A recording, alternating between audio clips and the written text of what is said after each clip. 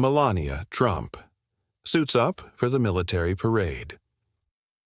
The First Lady's outfit was fully in line with the controlled and contained public image she had been crafting since the end of her husband's first term.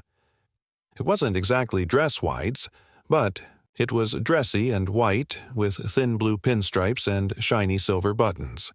And while it may not have had epaulets, it did have shoulder pads. As Melania Trump took her place next to her husband in the presidential viewing stand to watch the Army's 250th anniversary parade, her suit suggested that if he was the commander-in-chief, she was his general. As he has his own uniform of Pavlovian patriotism, navy suit, white shirt, and red tie, she has hers. Regalia takes all forms. As such, the suit was something of a riposte to those who would still see her as a reluctant political spouse. Whether or not she spends all her time in the White House, she's there, and appropriately costumed for key scenes like this one. And it was fully in line with the almost militantly controlled and contained public image Mrs. Trump had been crafting since the end of her husband's first term, when she wore an army green Alexander McQueen skirt suit to give her speech at the Republican National Convention in 2020. She even wore a trench coat, a garment originally made for British soldiers in World War I, to the White House Easter egg. Roll in April. Politics is a battlefield, she has always seemed to be saying, and you have to armor yourself accordingly, even if only in a buttoned-up skirt suit, with stilettos on your feet instead of in your pockets.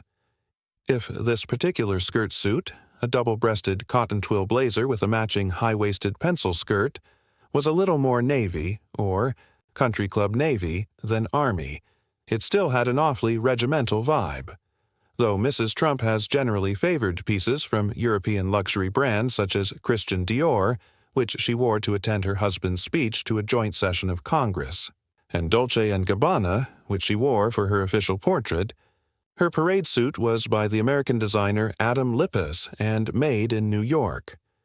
The outfit is currently for sale on his website for $2,490 for the jacket and $1,390 for the skirt.